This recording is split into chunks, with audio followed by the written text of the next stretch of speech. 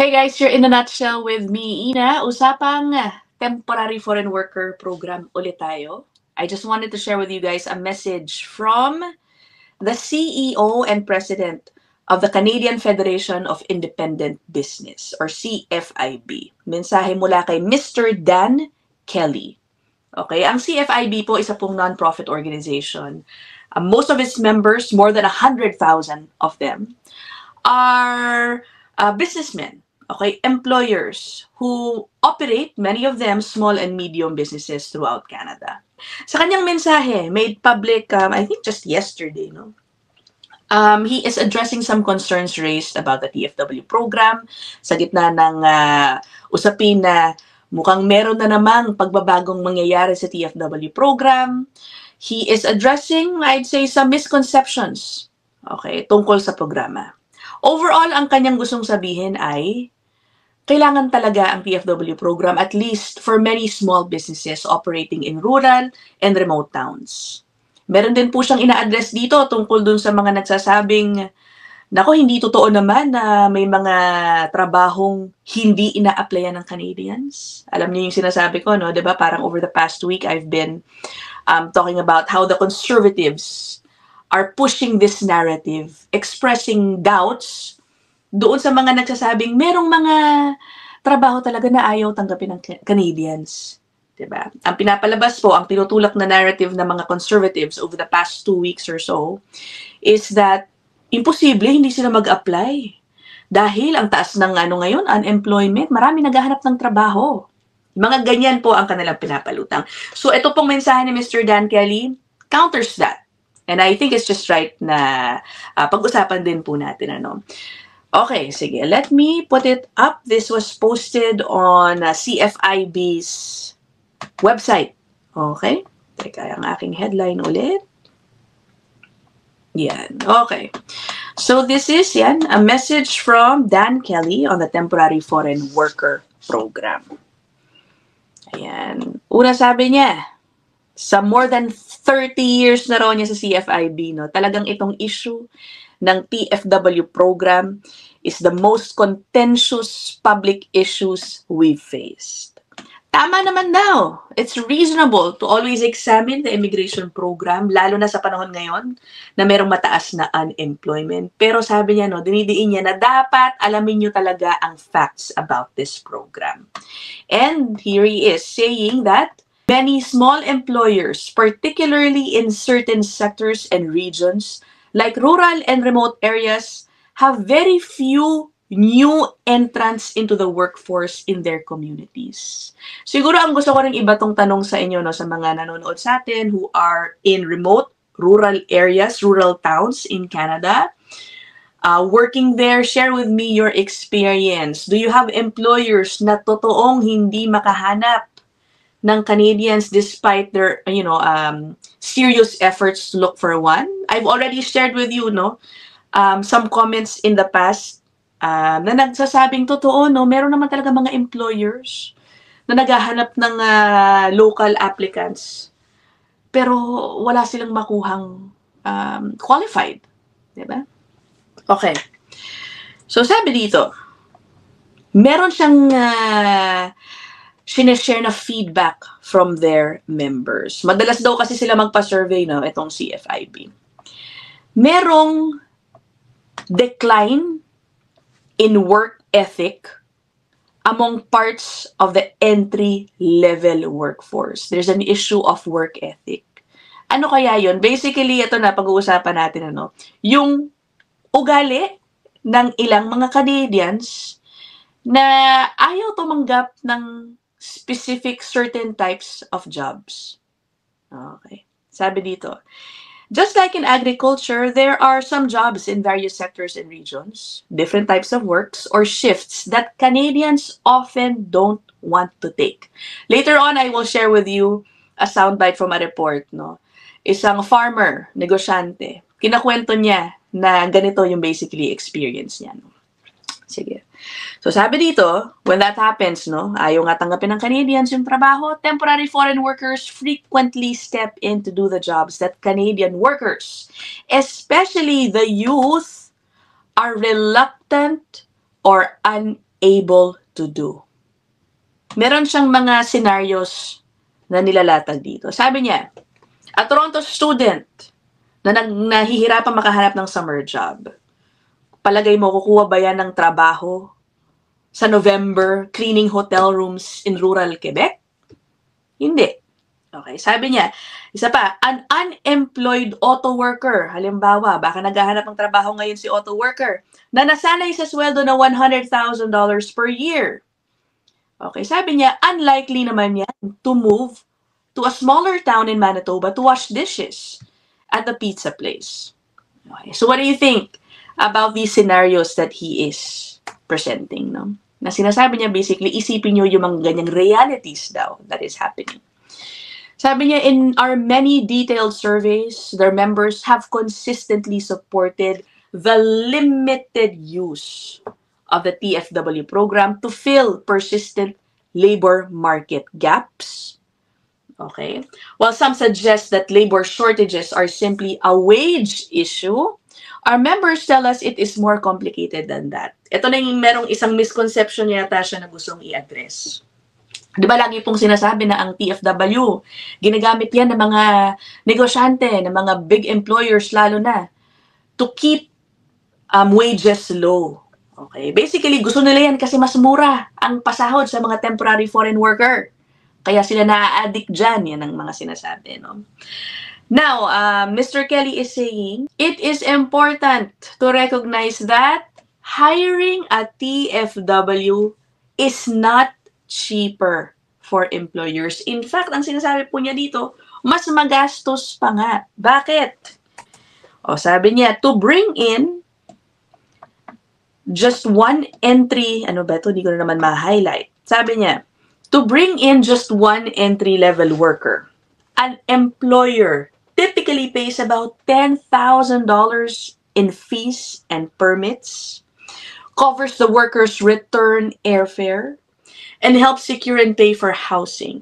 It is always far more expensive than hiring any locally available worker.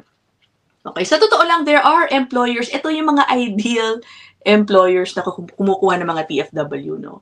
Wala talagang pinapabayad sa TFW. Sagot nila lahat.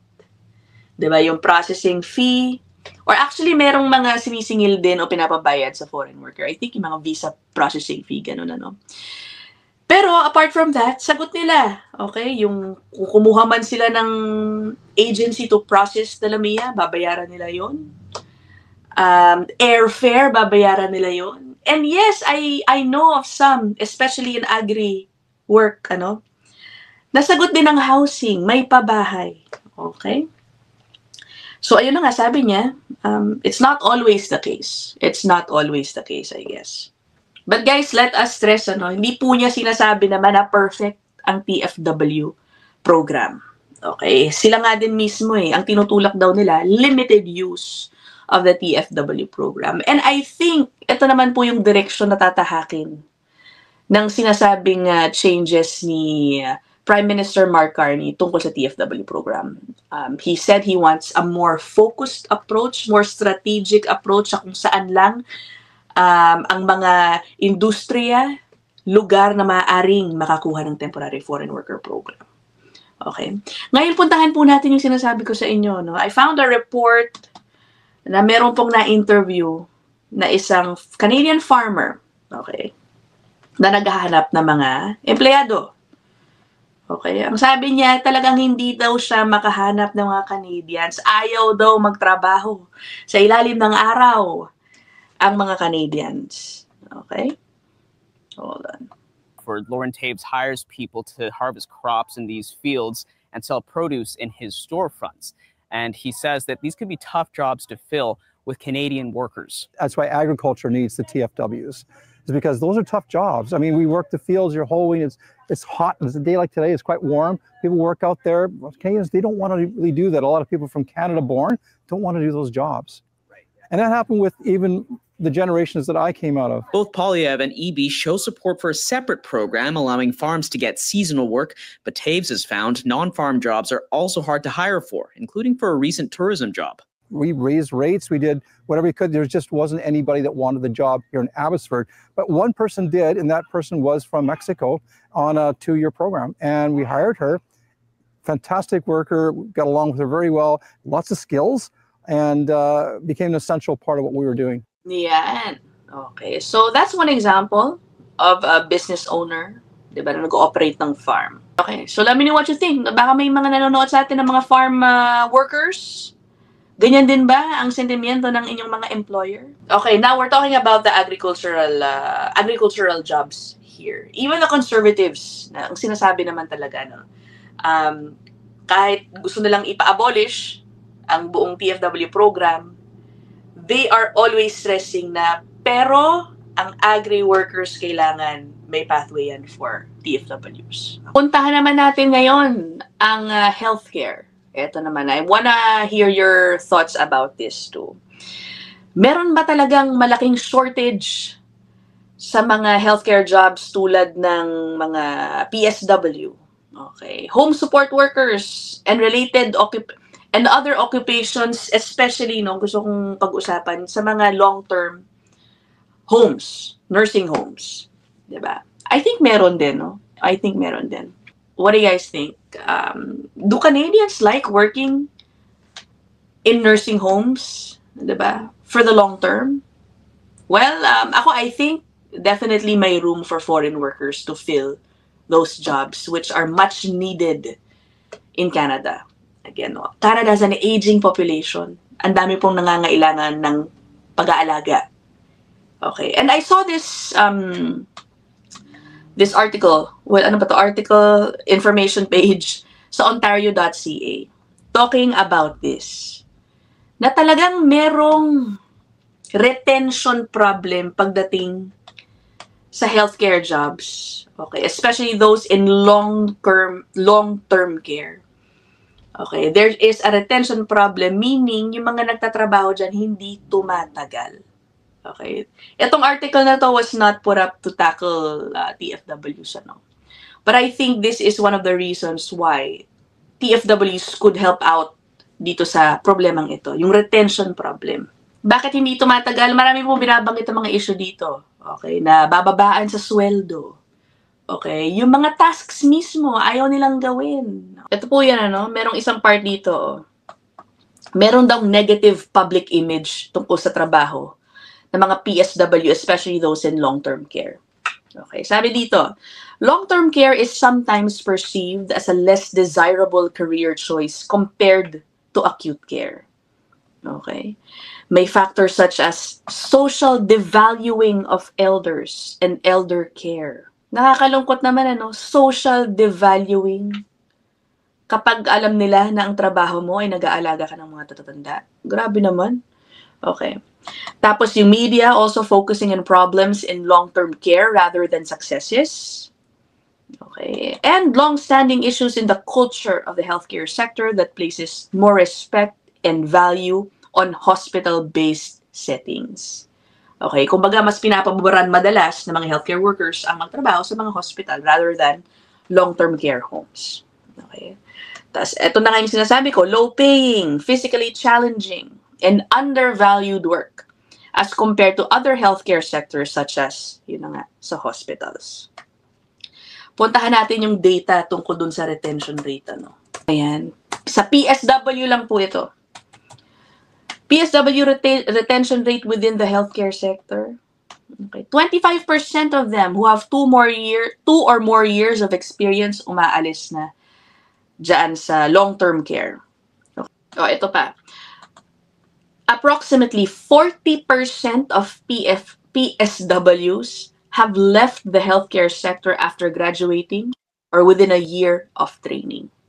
Okay. Turnover is highest for part-time and casual positions predominantly held by entry-level PSWs. In short, what does this mean for operators of long-term care homes, for example? Well, lagi sila talaga naghahanap ng workers. Laging may umaalis sa kanila. Okay? And I'm sure many of them would prefer workers who would stay there for the longer term, diba? Who will build a career there. Diba? Pero syempre, kaakibat niyan, meron pong mga issues na dapat i-address. I guess yung working environment in such nursing homes. Okay? Pero hindi po natin nilalahat-lahat ng nursing homes. I'm sure many enjoy also working there dahil sa magandang working environment setup.